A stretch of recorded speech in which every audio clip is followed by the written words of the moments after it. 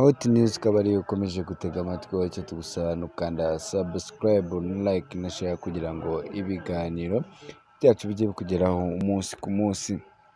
Twavuga ko rero ibiza bikomeje kugenda bikwirakwira hano mu Rwanda, dore ko n'impfu zigiye zitunguranye zigenda ziza umunsi ku munsi.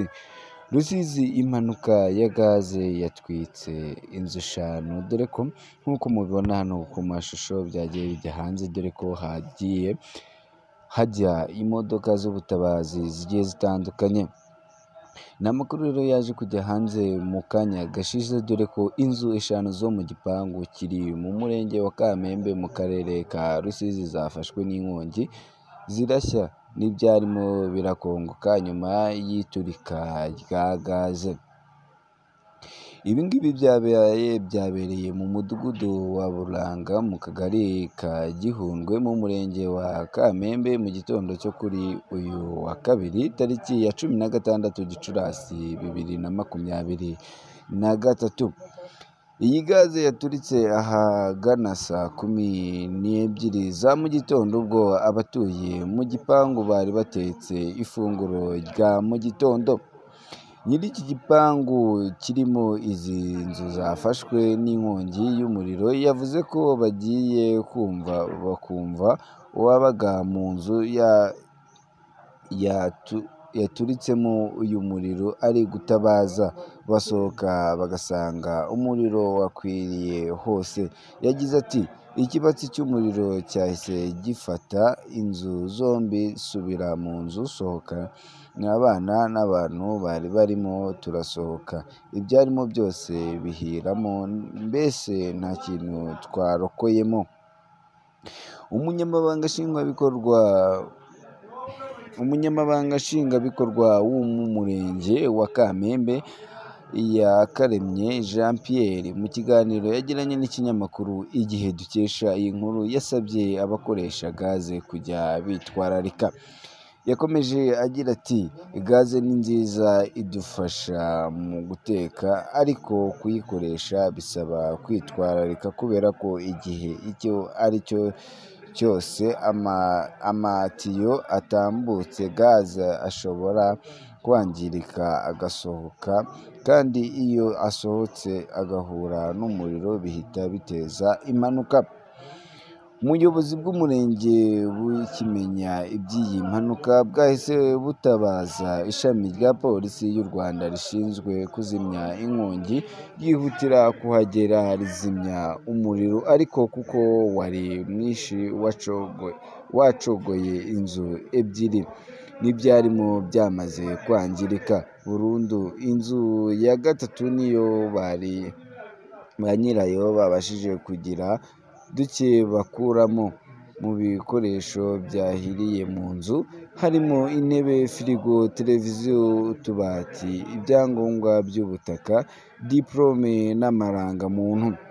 Abaturage basabwe kujya bibuka kugura akuma kitwa gas detector, kuko gatahura niba ari gusohora kagatanga impuruza, bigatuma impanuka ziterwa na gaze zikarinda ibyago by'impanuka ziterwa n'uturiya twayo. Banibukijwe kujya batereka hanze amacupa ya gaze, kuko iyo isohotse bigabanya ibyago biterwa no guturikwa kwayo.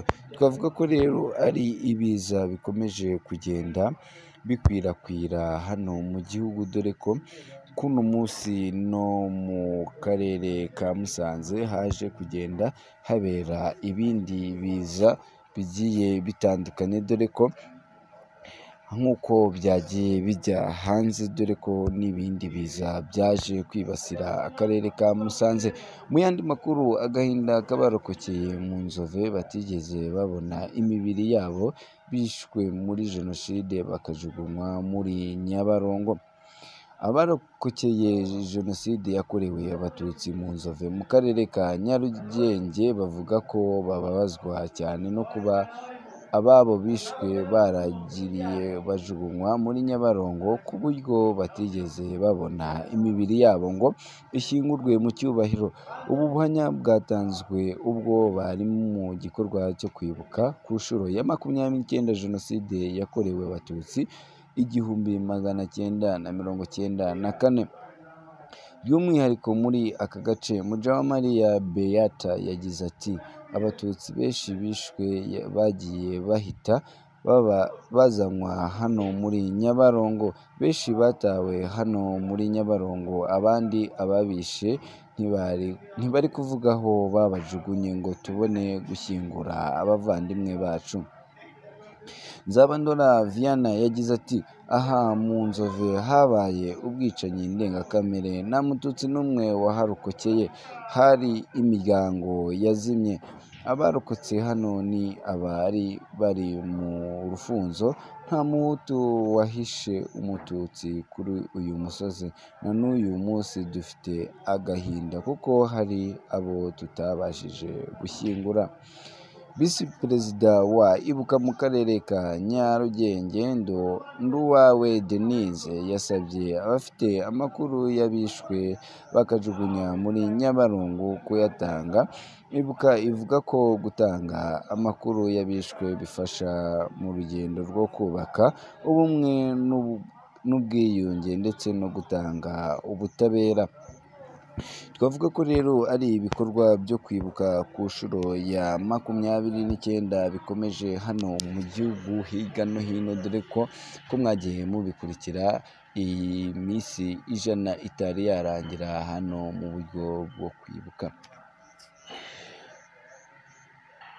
Dusoza amakuru yacu, reka tugushimire wowe wari uri kumwe hano na Hot News. Icyo tugusaba ni ukubana natwe, tunakwibutsa ko wowe waba ushaka kugura YouTube channel mu gihe yaba iyawe iriho kukunanira, hano tukaba tugufite YouTube channel ziri murikize, dore ko tuziguha ku giciro gitoya cyane, dore ko usanga zaragiye zirangiza ibyangombwa byose, cyangwa se zikaba zinahembwa cyane cyane ko tuba tunazifite, cyangwa se wowe waba wifuza kuzamura iyawe mu gihe wenda yaba iri kukugora cyane, ukaba waza ukaza ugenda uyiduha tukagenda tugufasha. Icyo tugufasha nta kindi ni ukubona subscribe mu gihe gitoya cyane, watch time mu gihe gitoya cyane, na views mu gihe gitoya cyane. Ibingibi byo rero ukaba wagenda uzibona izi serivisi mu gihe gitoya cyane ubashije kutwandikira kuri